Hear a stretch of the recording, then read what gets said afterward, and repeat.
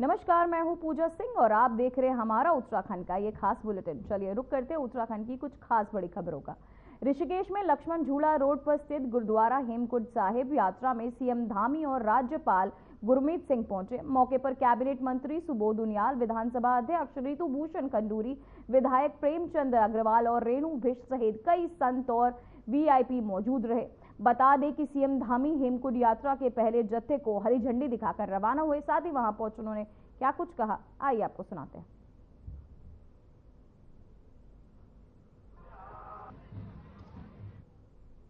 Neelam ji, chairman नगर पालिका, doctor Gita Khanna ji एवं यहाँ पर उपस्थित हमारे सभी आए हुए, रविंद्र जी समेत में बहुत सारे नाम मैं सबको जानता हूँ, सभी आई हुई संगत, सभी आए हुए अतिथिगण और जिन्होंने आज इस पूरे कार्यक्रम का संयोजन किया है और अनेक अनेक अवसरों पर लगातार हेमकुंड साहब की यात्रा प्रारंभ हो, जिनका हम सब से ज्यादा जिनको इंतजार रहता है, ऐसे श्री नरेंद्र सिंह बिंद्रा जी और सभी यहाँ पर उपस्थित संगत, पूज्य हमारे संतगण, आए हुए सभी अतिथिगण। मैं सबसे पहले तो दशमेश गुरु गोविंद सिंह जी को नमन करते हुए श्री हेमकुंड साहब की पवित्र यात्रा के शुभारंभ पर आप सभी संतगणों का, श्रद्धालुओं का, सेवादारों का और देश दुनिया से जो आज इस कार्यक्रम से लाइव रूप से जुड़े हुए हैं, उन सभी का मैं हृदय से स्वागत करता हूं, सबका अभिनंदन करता हूं। जी आया नू।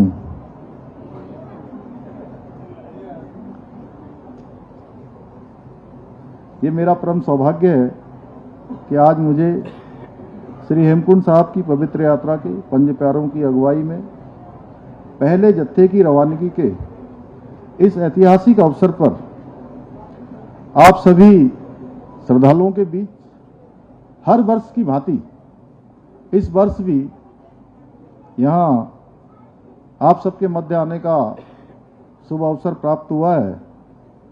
साथ ही मुझे इस बात की भी प्रसन्नता है कि आगामी 25 तारीख को जब श्री हेमकुंड साहब के कपाट श्रद्धालुओं के लिए खुलेंगे, दर्शन करने वालों के लिए खुलेंगे, तो उस पावन अवसर पर लगभग 7-8 हजार से अधिक श्रद्धालु गुरु चरणों में मत्था टेकने के लिए वहां पर उपस्थित होंगे।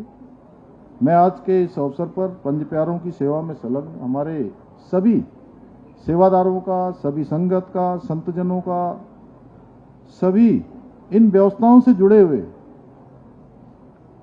सभी व्यवस्थापकों का, उनको भी मैं हार्दिक शुभकामनाएं देता हूं।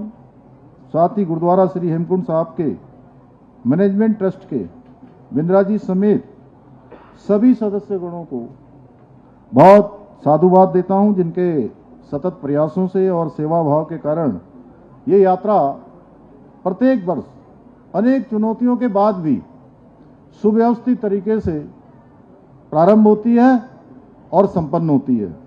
श्री हेमकुंड साहब के समीप पौराणिक लोकपाल लक्ष्मण मंदिर भी स्थित है। इस पौराणिक मंदिर के कपाट भी 25 तारीख को दर्शन करने वालों के लिए, श्रद्धालुओं के लिए खुलने जा रहे हैं। आज के इस अवसर पर मैं मंदिर के पुजारियों और समस्त श्रद्धालुजनों को भी शुभकामनाएं देता हूं, उनको भी मैं बहुत बधाई देता हूं। भाइयों बहनों, श्री हेमकुंड साहब की यात्रा केवल एक धार्मिक यात्रा नहीं है, बल्कि ये राज्य की हमारी आध्यात्मिक, सांस्कृतिक और पर्यावरणीय चेतना का एक अनूठा, अनुपम संगम है। 13,500 फीट की ऊंचाई पर स्थित श्री हेमकुंड साहब सिख समाज की आस्था का केंद्र होने के साथ साथ हमारी महान संस्कृति का सनातन प्रतीक भी है। हेमकुंड साहब में दसम पिता श्री गुरु गोविंद सिंह जी महाराज ने अपने पूर्व जन्म में कठिन तपस्या करके मानवता को धर्म, न्याय और सेवा का संदेश दिया, उनके तप और ध्यान से पावन हुई ये भूमि आज भी दिव्य ऊर्जा से अलौकित हो रही है। जो भी वहां पहुंचता है एक नई ऊर्जा वहां से लेकर आता है, जहां प्रत्येक श्रद्धालु न केवल आत्मिक शांति का अनुभव करते हैं बल्कि अपने भीतर एक नई चेतना का भी अनुभव करते हैं। हेमकुंड साहब की यात्रा कठिन यात्रा है, दुर्गम चढ़ाई है और मौसम की चुनौतियों के बावजूद भी लाखों श्रद्धालु प्रत्येक वर्ष इस यात्रा में सम्मिलित होते हैं। भाइयों बहनों, आदरणीय प्रधानमंत्री श्री नरेंद्र मोदी जी के नेतृत्व में और उनके मार्गदर्शन में सरकार श्री हेमकुंड साहब यात्रा को और अधिक सहज बनाने के लिए और सुगम बनाने के लिए, सरल बनाने के लिए निरंतर प्रयास कर रही है। और अभी जैसा बिंद्रा जी ने बताया कि माननीय प्रधानमंत्री जी ने हमारी शीतकालीन यात्रा जो उत्तराखंड सरकार ने इस वर्ष प्रारंभ की, उस यात्रा में सम्मिलित होने के ठीक एक दिन पहले उन्होंने हेमकुंड साहब और केदारनाथ रोपवे का जो धनराशि लगभग 7200 करोड़ रुपए की धनराशि थी, वो सारी की सारी धनराशि हमको स्वीकृत कर दी है। इसकी टेंडर की प्रक्रिया भी हो गई है और जल्दी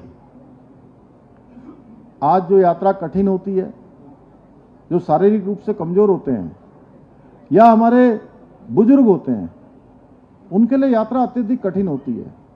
आने वाले समय में ये यात्रा जो कई घंटों की और दिनों की होती है, ये यात्रा कुछ एक घंटों में संपन्न हो जाया करेगी। मैं आदरणीय प्रधानमंत्री जी का सभी श्रद्धालुओं की ओर से और केवल देवभूमि उत्तराखंड के लोगों की ओर से नहीं, ये यात्रा जैसा बिंद्रा जी बार बार बता रहे थे कि ये अभी लाइव टेलीकास्ट पूरी दुनिया के अंदर हो रहा है। लाखों करोड़ों लोग इस यात्रा से जुड़े हुए हैं, चाहे वो चारधाम यात्रा हो, चाहे वो हेमकुंड साहब की यात्रा हो। तो जो भी श्रद्धालु, जो भी हमारे आस्थावान भक्त हैं, गुरु के भक्त हैं, उन सब की तरफ से आदरणीय प्रधानमंत्री जी का हृदय से आभार व्यक्त करता हूं कि आपके प्रयासों के कारण से आने वाले समय में ये यात्रा हमारी बहुत आसान यात्रा हो जाया करेगी।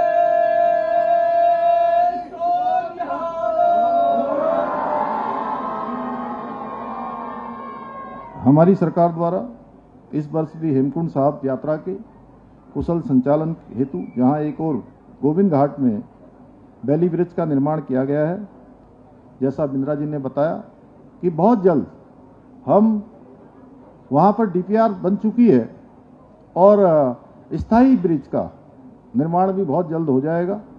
लेकिन इस बार सच में मैं देख रहा था, जब ये बोल रहे थे तो इनकी आंखों में आंसू आ रहे थे।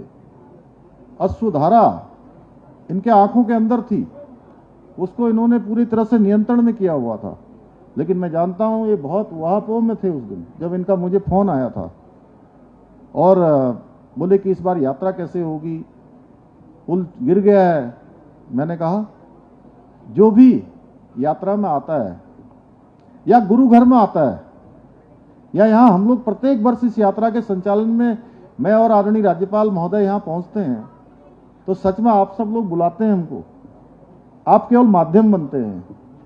असली अगर इच्छा होती है तो गुरु घर की इच्छा होती है, गुरु की कृपा होती है, इसीलिए हम सब यहाँ पहुंचते हैं। और मैंने तब भी मन में सोचा था, जब बिंद्रा जी वहापो में थे, परेशानी में थे, इनके मन में संशय था, तो गुरु घर की कृपा होगी और ये बैली ब्रिज का निर्माण हो जाएगा और सारे श्रद्धालुओं के लिए यात्रा जो है प्रारंभ हो जाएगी। और गुरु घर की कृपा हुई और यात्रा प्रारंभ हो रही है। 25 तारीख को कपाट खुल रहे हैं, हमारे सभी श्रद्धालु जाएंगे। आने वाले समय में रोपवे बन जाएगा और आसान हो जाएगा। हमारा पूरा पक्का ब्रिज बन जाएगा जिसकी डीपीआर बनकर तैयार हो गई है। हमारा प्रयास होगा जल्दी से जल्दी वो ब्रिज भी बने। वैसे वहाँ पर काम करना बड़ा कठिन होता है, चाहे हमारा गोविंद घाट से हेमकुंड साहब का रास्ता हो या हमारा गौरीकुंड से लेकर केदारनाथ की यात्रा हो, दोनों ही यात्रा अत्यधिक कठिन है, क्योंकि 6 महीने यात्रा जब बंद हो जाती है तो उस समय बर्फबारी होती है, बहुत ठंड हो जाती है, -डिग्री तापमान हो जाता है, उसमें काम करना पड़ता है। लेकिन हमारा प्रयास होगा जल्दी से जल्दी हम उसको करें। वहीं यात्रियों की सुविधा के लिए पुलना से लेकर हेमकुंड साहिब तक आस्था पथ पर रेलिंग और साइन बोर्ड भी इस बार लगाए गए हैं। इसके साथ ही यात्रा के सबसे कठिन पड़ाव अटलाकोटी में मेडिकल रिलीफ पोस्ट की स्थापना भी की गई है, जिससे किसी भी आपात स्थिति में यात्रियों को त्वरित उपचार सुनिश्चित किया जा सके। इसी प्रकार यात्रा प्रारंभ होने से पहले ही श्री हेमकुंड साहिब में श्रद्धालुओं की मूलभूत आवश्यकताओं को ध्यान में रखते हुए पेयजल, ऊर्जा आपूर्ति और गर्म पानी की मशीनों की भी समुचित व्यवस्था की गई है। इसके अतिरिक्त हमने ऑनलाइन रजिस्ट्रेशन प्रणाली, हेल्प डेस्क केंद्रों की स्थापना की है, जिससे श्रद्धालुओं को समय पर सटीक जानकारी और आवश्यक सहायता प्राप्त हो सके। इस वर्ष अभी तक 60,000 से अधिक श्रद्धालु हेमकुंड साहिब यात्रा हेतु पंजीकरण कर चुके हैं। वहीं चारधाम यात्रा की अगर मैं बात करूं तो चारधाम यात्रा भी हमारी पूरे जोर पर इस समय चल रही है और अब तक 30 लाख से अधिक श्रद्धालुओं ने अपना पंजीकरण कराया है। पिछले 21 दिनों में 11 लाख से अधिक तीर्थयात्री चार धामों के दर्शन कर चुके हैं। भाइयों बहनों, हमारी देवभूमि उत्तराखंड के प्रत्येक क्षेत्र की भांति श्री हेमकुंड साहिब का क्षेत्र एक अत्यंत संवेदनशील पारिस्थितिकी तंत्र वाला क्षेत्र है, जिसकी प्राकृतिक सुंदरता और जैव विविधता को सुरक्षित रखना भी हम सबका परम कर्तव्य है। इसी उद्देश्य से हमारी सरकार ने इस वर्ष भी चारधाम यात्रा और हेमकुंड साहिब यात्रा को प्लास्टिक मुक्त यात्रा बनाने का संकल्प लिया है। और मैं आज इस अवसर पर सभी देश दुनिया से आने वाले श्रद्धालुओं से, दर्शनार्थ करने वाले लोगों से, चारधाम यात्रा, हेमकुंड साहिब की यात्रा आने वाले लोगों से, सभी से मैं अनुरोध करूंगा कि जो यात्रा के हमारे नियम हैं, जो हमारे पूर्वजों ने बनाए हैं, जो हमें यात्रा करने के पश्चात प्राप्त होते हैं, पुण्य के हम भागी बनते हैं, तो जो यात्रा के नियम हैं, उन नियमों का हम अवश्य पालन करें। हमने संपूर्ण यात्रा मार्ग पर जगह जगह पर कूड़ेदान स्थापित करने के साथ ही सभी यात्री वाहनों के लिए ये निर्देश दिए हैं कि वो अपने वाहन के भीतर कूड़ादान की व्यवस्था रखें, जिससे जगह जगह कचरा नहीं फैलेगा और हमारी देवभूमि की पवित्रता और प्राकृतिक सौंदर्य भी बना रहेगा। मैं श्रद्धालुओं से अनुरोध करता हूं कि इस संकल्प में वो सहभागी बने। प्रकृति भी भगवान का स्वरूप है। तो वहीं कैबिनेट मंत्री गणेश जोशी ने आज डीएवी इंटर कॉलेज में एनएसएस के तहत राष्ट्रीय आतंकवाद विरोधी दिवस पर आयोजित कार्यक्रम में बतौर मुख्य अतिथि हिस्सा लिया। कार्यक्रम का शुभारंभ दीप प्रज्वलित कर किया गया। कार्यक्रम के दौरान कैबिनेट मंत्री गणेश जोशी ने आतंकवाद और आतंकियों से मातृभूमि की रक्षा हेतु अपने प्राणों की आहुति देने वाली आपको बताते चले हुतात्माओं को राष्ट्रीय आतंकवाद विरोधी दिवस पर श्रद्धा सुमन अर्पित किया। साथ ही वही मंत्री गणेश जोशी ने अपने संबोधन में कहा कि आतंकवाद मानवता के लिए सबसे बड़ा खतरा है। उन्होंने हाल ही में भारतीय सशस्त्र बलों के तहत किए गए ऑपरेशन सिंदूर का जिक्र करते हुए बताया कि सैन्य कार्यवाही पहलगाम में जवाब में की गई, जिसमें पाकिस्तान और पीओके में स्थित आतंकी ठिकानों को निशाना बनाया गया।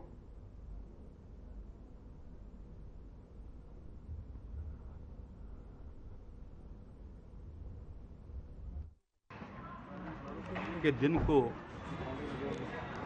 आतंकवाद विरोधी दिवस के रूप में मनाया जाता है। एनएसएस द्वारा यहाँ पर एक कार्यक्रम आयोजित किया गया, उसमें मुझे प्रतिभाग करने का मौका मिला और वास्तव में आज आतंकवाद को जड़ से समाप्त करने की आवश्यकता है। 1947 से अब तक आतंकवाद से लड़ते हुए हमारे 13,000 से अधिक सिक्योरिटी फोर्सेस के लोग शहीद हुए। 92 लाख करोड़ से अधिक इस पर खर्च हुआ। अगर यही पैसा इस देश के विकास में लगता तो देश आज कहाँ होता। इसलिए आतंकवाद की जड़ों में जाना बहुत जरूरी है। ये तब होगा जब हमारे अंदर नैतिक मूल्य होंगे, हमारा चरित्र होगा। कोई भी घटना अगर घटती है तो उसकी इंफॉर्मेशन स्थानीय लोगों से मिलती है। अगर पुलवामा की मैं बात करूं, वहाँ के आतंकवादियों ने वहाँ के स्थानीय लोगों का सहयोग लेकर, उनसे जानकारियां लेकर ये हमला किया कि उनके अंदर नैतिकता नहीं थी, वो बिक गए और ये हमला हुआ। आप 3 दिन से देख रहे हैं यूट्यूबर ज्योति मल्होत्रा का जिक्र बार बार आ रहा है। मात्र चंद पैसों के लिए, मात्र अपने ऐशो आराम के लिए उसने अपना चरित्र को बेच दिया, नैतिकता समाप्त कर दी।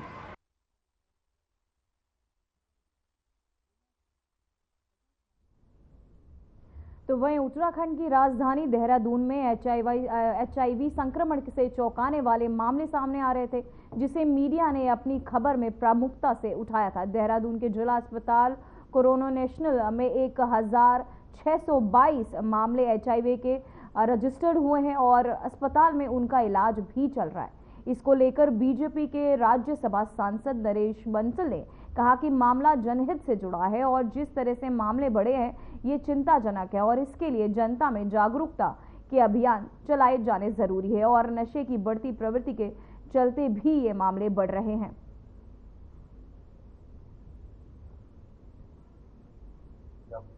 निश्चित रूप से जनहित का मुद्दा है और इसमें जनहित में अवेयरनेस की कमी, जिसके कारण से अनेक कारण हो सकते हैं, नशाखोरी, नशे के इंजेक्शंस और अन्य चीजों को भी, जो क्योंकि ये कंटिन्यूटेड डिजीज है जो एक से दूसरे को ट्रांसफर होती है, तो किसी का भी इंजेक्शन कहीं लगा और वही नीडल दूसरे के उसमें उपयोग हुई तो दूसरे को हो जाएगा।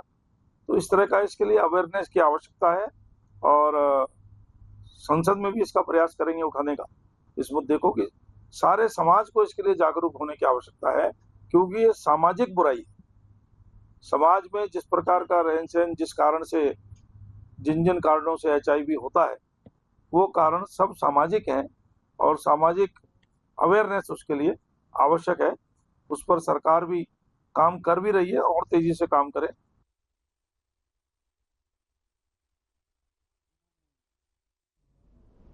तो वहीं खबर लश्कर से है, जहां ड्रग इंस्पेक्टर अनीता भारती ने लडोरा में मेडिकल एसोसिएशन के सदस्यों के साथ एक जागरूकता बैठक आयोजित की। इस दौरान ड्रग इंस्पेक्टर ने मेडिकल स्टोर पर संचालकों को हिदायत दी कि किसी भी प्रकार की अवैध नशीली दवाओं की बिक्री नहीं करेंगे। उन्होंने कहा कि मेडिकल स्टोर समाज के स्वास्थ्य रक्षक और यदि वहां से नशे के लिए दवाएं उपलब्ध कराई जाती है तो ये चिंता का विषय होने के साथ साथ एक गंभीर अपराध भी है। साथ ही उन्होंने चेतावनी दी कि बिना डॉक्टर के पर्चे के प्रतिबंधित दवाएं बेचने वाले के खिलाफ सख्त कार्यवाही की जाएगी। इस मौके पर लडोरा मेडिकल एसोसिएशन के अध्यक्ष सहित दर्जनों मेडिकल संचालक मौजूद रहे। सभी ने ड्रग विभाग को सहयोग का भरोसा दिलाया और नियमों के अनुसार कार्य करने की बात कही।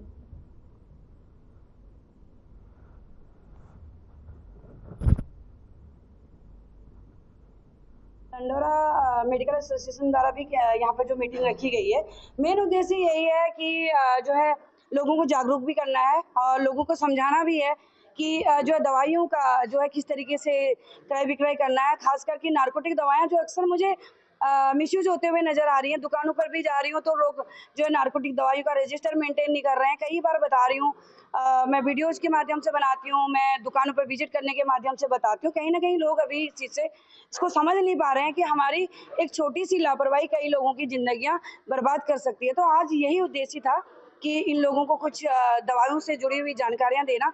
उसके साथ ही ये भी है कि मेरे द्वारा एक मिशन है हमारा फाइट अगेंस्ट ड्रग्स का। उसमें कई लोग जो है मेरे एक ग्रुप में जुड़े हुए हैं। फेसबुक के माध्यम से मैंने एक ग्रुप मंगाना है जिसमें बहुत सारे लोग मुझे गुप्त तरीके से सूचनाएं देते हैं, जिससे कि मैं काम कर पाती हूँ।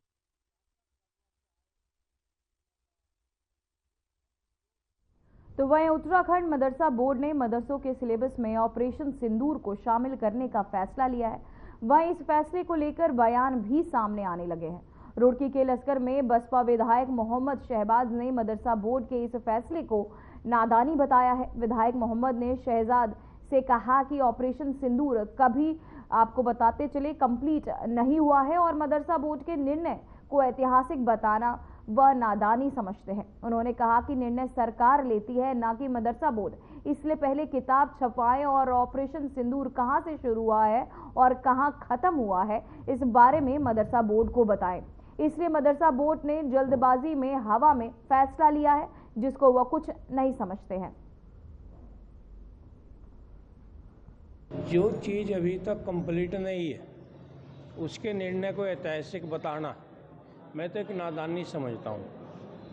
ऑपरेशन सिंदूर अभी कंप्लीट नहीं है और निर्णय सरकारें लेती हैं, मदरसा बोर्ड निर्णय नहीं ले सकता है। तो मैं समझता हूँ बहुत जल्दबाजी में वसीम रिजवी पढ़ने का शौक़ है। नहीं करें ना, किताब छपवाए ना, बताएं ना ऑपरेशन सिंदूर कहाँ से शुरू हुआ, कहाँ ख़त्म हुआ। अभी तक कंप्लीट नहीं हुआ ना, सरकार कह रही अभी कंप्लीट नहीं है। वो कहाँ का निर्णय ले रहे भाई? किताब लिख कर आएगी, उस पर कोई सरकार कैबिनेट में लाएगी तब निर्णय आएगा ना। मदरसा बोर्ड में पढ़ाने का हवा में आ जाएगा। मैं नहीं समझता कुछ है ये। तो वहीं उत्तराखंड में इस वक्त चारधाम यात्रा सुचारू है। वहीं अब मानसून भी ज्यादा वक्त दूर नहीं बचा है। मानसून बंगाल की खाड़ी से आगे बढ़ चुका है और जल्द ही उसकी उत्तराखंड में टकराने की उम्मीद जताई जा रही है। चारधाम यात्रा के दौरान प्रदेश में कई ऐसे पुल हैं जो कि यात्रा रूट पर सड़कों को जोड़ने के लिए अहम भूमिका निभाते हैं। इन पुलों के जरिए ही यात्रा सुगम हो पाती है। हालांकि एक आपदा प्रदेश में होने के कारण इन पुलों के गिरने का खतरा लगातार मंडराता रहता है। इसके लिए पीडब्ल्यूडी विभाग की ओर से मॉनसून सीजन में पहले और बाद में इन पुलों का निरीक्षण किया जाता है। फिलहाल ये निरीक्षण विभाग के तहत जारी है और उत्तराखंड में चिन्हित किए गए सभी पुलों पर पीडब्ल्यूडी की टीम पहुंचकर इंस्पेक्शन करने का काम कर रही है। यदि कोई पुल ऐसा पाया जाता है जिसमें मौजूदा सीजन के दौरान खतरे की जद में हो तो उस पर पीडब्ल्यूडी विभाग की ओर से कार्य किया जा रहा है।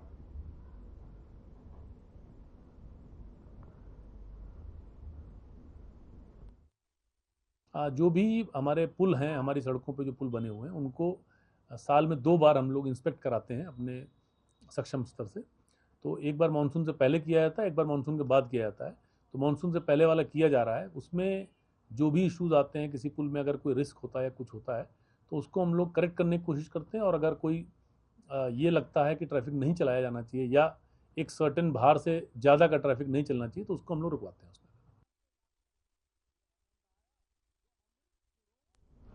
तो वहीं मई महीने में बुधवार को हुई तेज ओलावृष्टि से जहां लोगों को गर्मी से राहत मिली है, वहीं किसानों के खेतों में फसलों और फूलों को भारी नुकसान झेलना पड़ा है। बड़े बड़े ओलों को देखकर हर कोई हैरान हो गया। वहीं काश्तकारों का कहना है कि ओलों का साइज 50 ग्राम से अधिक का था।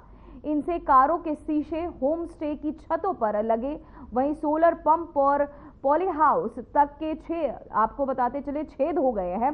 वहीं दिन में अंधेरा होने के चलते वाहन चालकों को लाइट जलाकर गुजरना पड़ रहा है।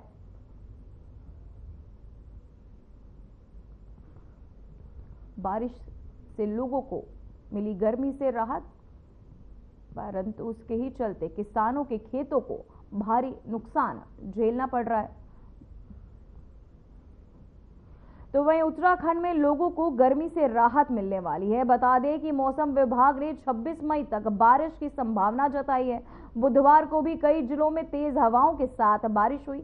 बता दें कि पश्चिमी विक्षोभ सक्रिय होने से मौसम में बदलाव आएगा, जिससे प्रदेश में अधिकांश जिलों में बारिश की संभावना जताई गई है।